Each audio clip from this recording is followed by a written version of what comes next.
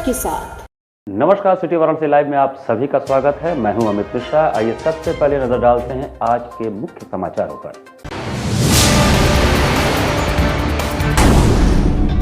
PM Modi के संसदीय जनसंपर्क कार्यालय से निकली वाराणसी विकास दर्शन यात्रा।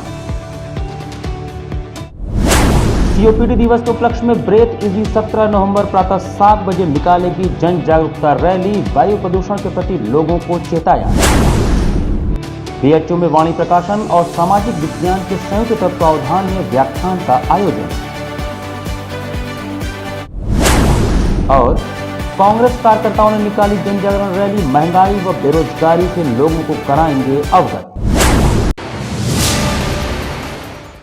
और अब समाचार विस्तार से। वाणी प्रकाशन और सामाजिक विज्ञान के संयुक्त तत्वावधान में काशी हिंदू विश्वविद्यालय के कला संकाय स्थित प्रोफेसर हरिहर नाथ त्रिपाठी सभागार में व्याख्यान का आयोजन किया गया। काशी हिंदू विश्वविद्यालय के कला संकाय स्थित प्रोफेसर हरिहर नाथ त्रिपाठी सभागार में वाणी प्रकाशन और सामाजिक विज्ञान के संयुक्त तत्वावधान में व्याख्यान का आयोजन किया गया। इस कार्यक्रम का शुभारंभ मालवीय जी के चित्र पर माल्यार्पण व कुलगीत के साथ प्रारंभ हुआ। उसके बाद कार्यक्रम में उपस्थित अतिथियों को पौधा भेंट कर स्वागत किया गया। वाणी प्रकाशन द्वारा सामाजिक विज्ञान संकाय के सभागार में पुस्तक मेले का भी आयोजन किया गया। कार्यक्रम में मुख्य अतिथि के रूप में अभय कुमार दुबे उपस्थित रहे। पुस्तक प्रदर्शनी 15 से 20 नवंबर तक चलेगा। व्याख्यान और समाज का मुख्य विषय भारतीय आधुनिकता के रंग था। कार्यक्रम के मुख्य वक्ता प्रोफेसर अभय कुमार दुबे, वरिष्ठ समाजशास्त्र। कार्यक्रम की अध्यक्षता प्रोफेसर के मिश्रा, डीन सामाजिक विज्ञान संकाय। विषय प्रवर्तन प्रोफेसर के, समिति अध्यक्ष इतिहास विभाग। संवाद प्रोफेसर प्रभाकर सिंह। हिंदी विभाग बीएचयू कार्यक्रम संयोजक डॉक्टर अनुराधा सिंह। प्रोफेसर इतिहास विभाग व कार्यक्रम आभार अदिति महेश्वरी गोयल, कार्यकारी निदेशक वाणी प्रकाशन ने किया।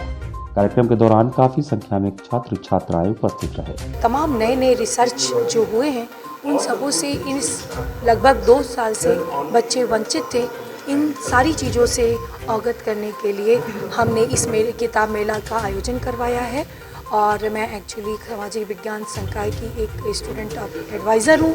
इसके ना तो ऐसे में हमारा ये कर्तव्य है कि विद्यार्थियों के हित में क्या नया से नया काम ऐसा किया जाए जिससे कि बच्चे एक बार फिर से आपस में एक दूसरे से रूबरू हों और शोध का कार्य शुरू हो। पर्यटन विभाग इस वर्ष 17 से 19 नवंबर तक वाराणसी में एयर बैलून शो का आयोजन कर रहा है। काशी में 17 से 19 नवंबर तक हॉट एयर बैलून शो आयोजित किया जा रहा है। 1000 फीट की ऊंचाई तक जा सकने वाले इस बैलून में 30 लोग उड़ान भर सकेंगे। पर्यटन विभाग ने इसके लिए प्रति व्यक्ति 500 रुपए का टिकट निर्धारित किया है। बैलून को उड़ाने उतारने के लिए राजघाट के सामने डोंगरी, CHS खेल मैदान, BLW खेल मैदान और सिगरा स्टेडियम को स्टेशन बनाया गया है। बैलून उड़ाने के लिए 8 पायलट वाराणसी पहुंच चुके हैं। सुबह दशाश्वमेध घाट समेत और जगहों पर ट्रायल भी किया गया। ATC की देखरेख में और उनके निर्देशों का पालन करते हुए चारों स्टेशन आपसी समन्वय के साथ सुरक्षित उड़ान भरेंगे। बैलून उड़ाने के लिए 8 पायलट काशी आ गए हैं। इनमें से 7 विदेशी हैं। देव दीपावली पर काशी की अलौकिक छटा का दीदार हॉट एयर बैलून से होगा। स्काई वॉट्स कंपनी के कर्मचारियों ने सोमवार को भेलूपुल के संस्थान में बैलून उतारकर ट्रायल का प्रथम चरण पूरा किया। इस संदर्भ में मीडिया से बातचीत में कमिश्नर दीपक अग्रवाल ने बताया कि देव दीपावली पर इस बार हॉट एयर बैलून से आसमान से काशी के घाटों का नजारा सैलानी और बनारसवासी ले सकेंगे। 17 नवंबर को सुबह से उड़ान शुरू होगी। 19 नवंबर तक आयोजन होगा। उसमें एक बैलून से 30 व्यक्ति उड़ान भर सकेंगे। बैलून से उड़ान भरने के लिए 500 रुपए टिकट दर तय किया गया है। पर्यटन विभाग के कार्यालय, सांस्कृतिक संकुल, चौका घाट से टिकट प्राप्त किया जा सकता है। ATC की देखरेख में हॉट एयर बैलून उड़ान भरेंगे। बैलून अधिकतम 1000 फीट तक उड़ान भरेगा। इस बार लेजर शो चेतसिंह घाट पर होगा और उसके अलावा लेजर युक्त इलेक्ट्रिकल आतिशबाजी 80 घाट के अपोजिट साइड वाले घाट पे की जाएगी। लेकिन सबसे बड़ा आकर्षण और इस बार का जो विशेष आकर्षण रहेगा वो हॉट एयर बैलून रहेगा, जो कि 17, 18 और 19 तारीख को प्रातः समय पे करीब 45 मिनट की फ़्लाइट होगी, जिसके लिए प्रयास ये किया गया है कि सभी वर्गों का इसमें प्रतिनिधित्व हो, जिसमें हमारे मीडिया कर्मी भी होंगे, हमारे ऐसी महिलाएं जिन्होंने अपने अपने क्षेत्र में अच्छा कार्य किया हो, उनका एक ग्रुप बनाया गया है। कोरोना वॉरियर्स का एक ग्रुप बनाया गया है। जो हमारे निराश्रित ऐसे बच्चे हैं जो हमारे आश्रय घर में रहते हैं, उनका एक ग्रुप बनाया गया है। उसी तरह हमारे माननीय जनप्रतिनिधियों का एक ग्रुप बनाया गया है। उसके साथ साथ जितने हमारे ऐसे कुछ स्ट्रीट वेंडर्स हैं, जो हमारे उद्यमी हैं, व्यापारी वर्ग हैं, उनका ट्रेडिंग ग्रुप का एक ग्रुप बनाया गया है। इसी तरह सभी वर्गों का प्रतिनिधित्व किया गया। मीडिया का एक ग्रुप बनाया गया है कि सभी वर्गों का प्रतिनिधित्व हो सके। और जैसा कि मैंने आप लोग को प्रेस कॉन्फ्रेंस में बताया था कि ये एक प्रमोशनल इवेंट है और हम लोग प्रयासरत हैं कि काशी के लिए कि रेगुलर इवेंट बन सके, और इसीलिए सभी वर्गों का प्रतिनिधित्व रखा गया है कि इससे ज़्यादा से ज़्यादा प्रचार प्रसार इसका हो सके। और जो भी हम लोग इसको जो वेंडर्स आए हैं उसको हम लोग एक इसको परमानेंट फीचर बनाने के लिए उसकी सहमति हम लोग प्राप्त कर सकें। प्रदेश सरकार द्वारा अखिलेश यादव की विजय रथ यात्रा निकालने की अनुमति न मिलने पर सुभाष सपा के राष्ट्रीय अध्यक्ष ओम प्रकाश राजभर ने नाराजगी जताई। सुहेलदेव भारतीय समाज पार्टी के राष्ट्रीय अध्यक्ष ओम प्रकाश राजभर ने सर्किट हाउस में पत्रकारों से बातचीत करते हुए प्रदेश सरकार द्वारा अखिलेश यादव की विजयी रथ यात्रा की परमिशन न मिलने पर नाराजगी जताई। पत्रकारों से बातचीत के दौरान ओम प्रकाश राजभर ने ओवैसी को नसीहत दी और कहा कि 100 सीटों पर नहीं 10 सीटों पर चुनाव लड़ें ओवैसी। ओम प्रकाश राजभर ने बीजेपी पर निशाना साधते हुए कहा कि प्रदेश से भाजपा को भगाने वाले सभी पार्टियों को साथ में लाने का काम किया जा रहा है। ओम प्रकाश राजभर का भाजपा के ऊपर यह भी आरोप था कि भाजपा मेरी हत्या करा सकती है। ओम प्रकाश राजभर ने बताया कि उत्तर प्रदेश में होने वाले 2022 के आगामी चुनाव में अखिलेश यादव को मुख्यमंत्री जरूर बनाएंगे। तो 22 में सरकार बना करके हम लोग जातिवार जनगणना कराना चाहते हैं ताकि शासन से बजट अलॉट हो तो सबको एक समान बजट में अलॉट हो। इसके लिए हम उनके बीच में ये संदेश पहुंचाने का काम करने के लिए हम लोग लगे हुए हैं। वोट के दम पे जब गुजरातियों का कर्जा माफ हो सकता है तो हम अपना वोट इकट्ठा कर लें और उत्तर प्रदेश में 22 में अखिलेश जी को मुख्यमंत्री बना दें तो घरेलू बिजली का बिल 5 साल लगातार माफ कर देंगे। ये मैसेज हम जनता के बीच में पहुंचाने का प्रयास कर रहे हैं। सामाजिक न्याय समिति की रिपोर्ट जो 27% पिछड़ी जाति के आरक्षण का बंटवारे का 2 साल 11 महीने से भारतीय जनता पार्टी रद्दी की टोकरी में रखी है। 9 प्रदेशों में ये बांट के दिया जा रहा है, तो हम उत्तर प्रदेश में भी इसको बांटने का काम, ये रिपोर्ट जो पड़ी है इसको लागू करके सबको अधिकार दिलाने का प्रयास हम लोग करेंगे जब आप 22 में सरकार बनाएंगे। हम प्रदेश में अमन चैन के लिए, गरीबों के इलाज फ्री में करने के लिए। मंगलवार को प्रधानमंत्री के जनसंपर्क कार्यालय से प्रधानमंत्री के कार्यकाल के दौरान हुए विकास कार्यों की जानकारी देने के लिए विकास दर्शन यात्रा निकाली गई। प्रधानमंत्री नरेंद्र मोदी के संसदीय क्षेत्र में उनके कार्यकाल के दौरान हुए विकास कार्यों की जानकारी जनता को देने के लिए मंगलवार को पीएम के जनसंपर्क कार्यालय से वाराणसी विकास दर्शन यात्रा निकाली गई। यात्रा को भाजपा के वरिष्ठ नेता सुनील ओझा ने हरी झंडी दिखाकर रवाना किया। यात्रा में वाहनों पर पीएम के कार्यकाल के दौरान हुए विकास कार्यों को पोस्टर के माध्यम से दर्शाया गया है। इन वाहनों का काफिला वाराणसी के विभिन्न क्षेत्रों में घूमकर भाजपा सरकार की उपलब्धियों से लोगों को वाकिफ कराएगा। इस दौरान काफी संख्या में स्थानीय भाजपा नेता व कार्यकर्ता मौजूद रहे। 2014 से लगातार जो पूर्वांचल का विकास हो रहा है उसको सेंटर में रखते हुए ये स्वच्छता महासंघ ने कार्यक्रम हाथ में लिया है और वो शुरुआत कराने के लिए आए। विगत 7 वर्षों में वाराणसी में कराए गए विकास कार्यों की झांकियों को लेकर हम लोग वाराणसी विकास दर्शन यात्रा निकाल रहे हैं। आज इस यात्रा के माध्यम से बनारस में हम लोग काशी वासियों के बीच में उन विकास कार्यों को लेकर जा रहे हैं जो माननीय प्रधानमंत्री जी ने बनारस को सौगात के रूप में दिया है। यहाँ पर वक्त चला छोटे से ब्रेक का, बने रहिए सिटी वाराणसी लाइव के साथ। वाराणसी लाइव, सच के साथ। Best fundamental lab, best faculty, best placement set. We are proud to be a student of JDSL. I am a student of Jeevandeep Mahavidyalaya. I am proud of Mahavidyalaya for excellent faculty, best support and best infrastructure and best placement. Best fundamental lab, best faculty, best placement set. We are proud to be a student of JDSL. I I am a student of Jeevandeep Mahavidyalaya. I am proud of Mahavidyalaya for excellent faculty, best support and best infrastructure and best placement.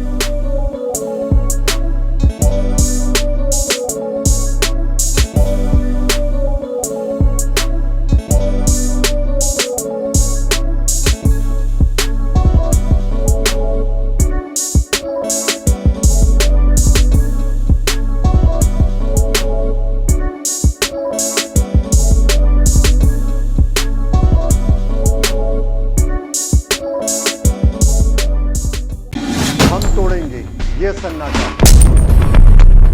करेंगे बात आपकी, बात बना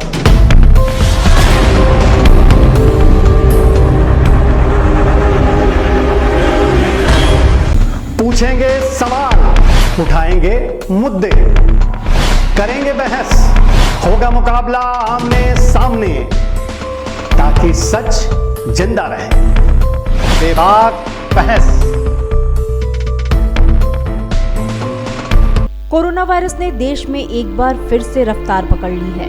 ऐसे में जरूरी है कि सभी लोग पूरी एहतियात बरतें। घर से बाहर निकलते समय मास्क का सदैव प्रयोग करें। समय समय पर हाथों को सैनिटाइजर से सैनिटाइज करें। ज्यादा भीड़ भाड़ वाली जगहों में जाने से बचें। 2 गज की दूरी का पालन करें। स्वस्थ रहें, सुरक्षित रहें। जनहित में जारी वाराणसी लाइव।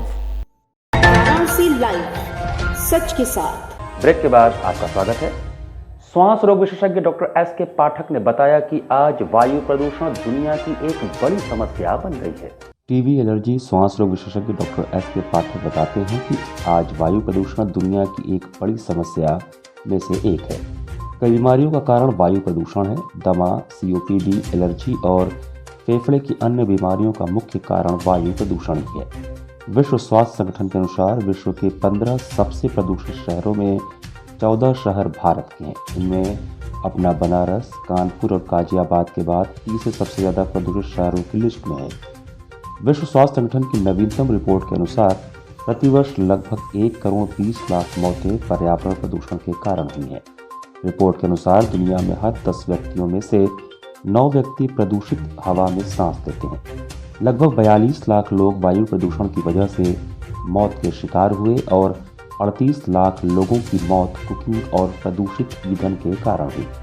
भारत में वायु प्रदूषण के कारण हर साल लगभग 12 लाख मौतें होती हैं। यदि व्यापक रोकथाम न हुई तो यह आंकड़ा सन 2050 तक 36 लाख मौतों को पार कर जाएगा।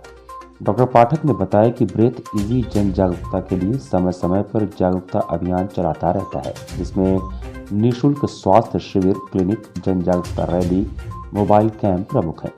इसी कड़ी में 17 नवंबर को COPD दिवस के उपलक्ष्य में प्रातः 7 बजे से एक जन जागरूकता रैली का आयोजन भी किया गया है। रैली की शुरुआत डॉक्टर एस के पाठक, वरिष्ठ श्वास एवं फेफड़ा रोग विशेषज्ञ व श्रीमती सुनीता पाठक, निर्देशिका ब्रेथ इजी, संयुक्त रूप से हरी झंडी दिखाकर करेंगे, जो कि ब्रेथ इजी 80 वाराणसी से शुरू होगी तथा लंका, दुर्गा कुंड, सोनारपुरा मार्ग से होते हुए 80 घाट पर समाप्त होगी।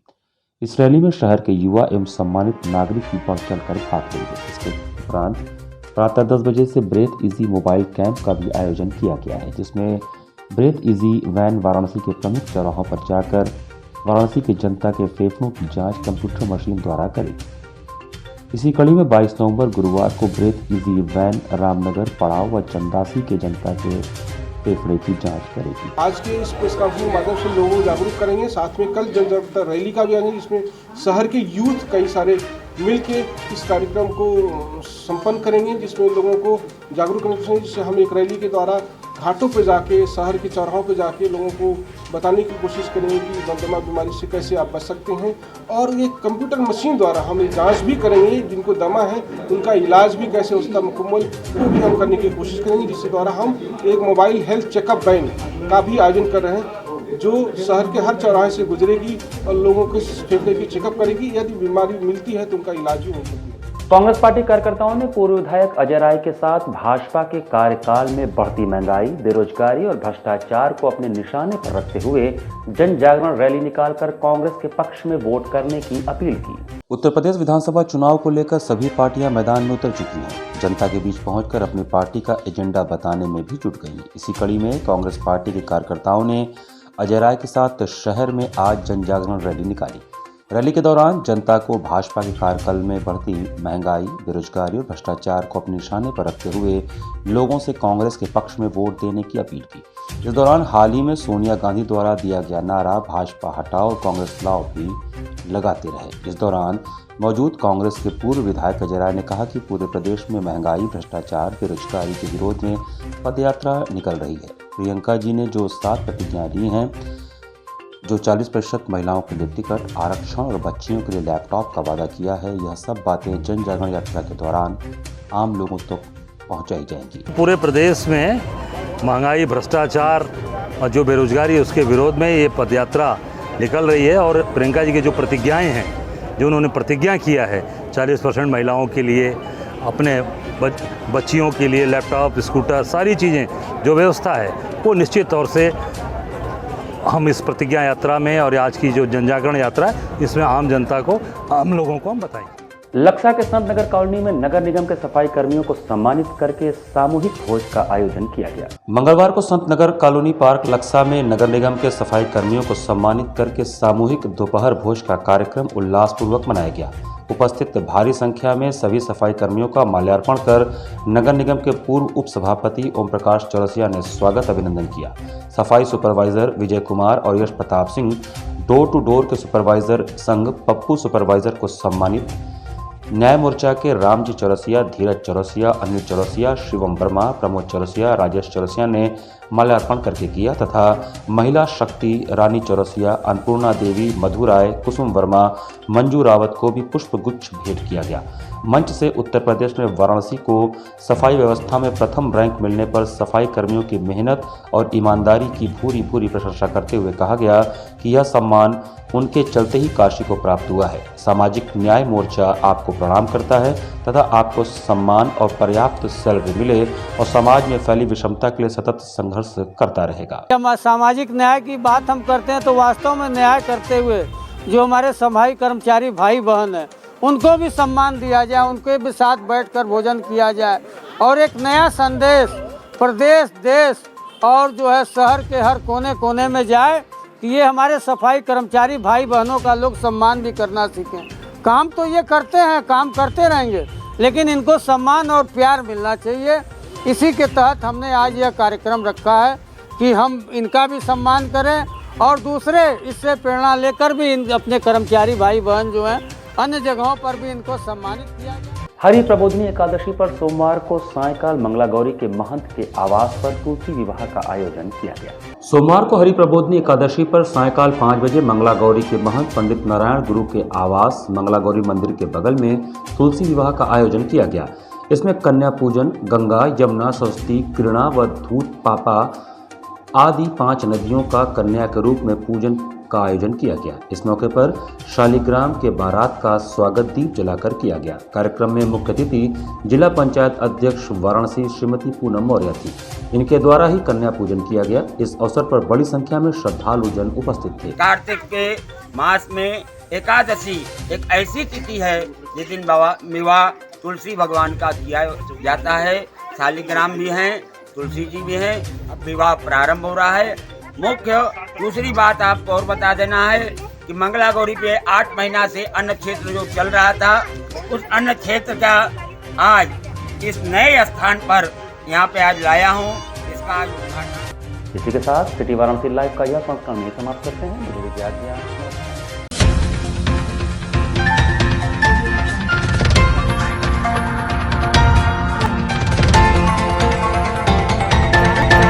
लाइव सच के साथ।